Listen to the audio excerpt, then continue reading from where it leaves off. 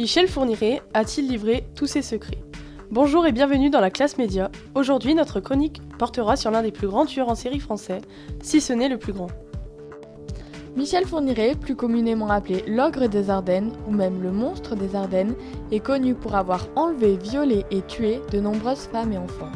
Décédé en 2021 pour cause de problèmes cardiaques, puis atteint de la maladie d'Alzheimer. Récemment, l'affaire Estelle Mouzin a refait surface à travers les aveux forcés de Michel Fourniret.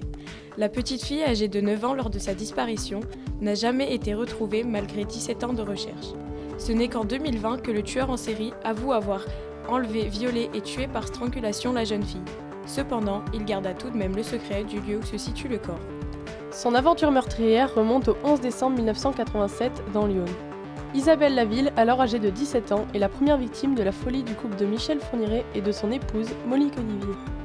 Il utilise un terrible stratagème pour la mettre en confiance alors qu'elle rentrait du lycée, pour ensuite pouvoir la droguer, la violer, l'étrangler, pour enfin abandonner son corps dans un puits. Sa dépouille fut retrouvée en 2006, soit 19 ans après les faits, mais cette affaire a été classée sans suite. Ses crimes avoués sont traduits par 9 meurtres et 3 assassinats. Il est encore suspecté dans 21 autres affaires de disparition.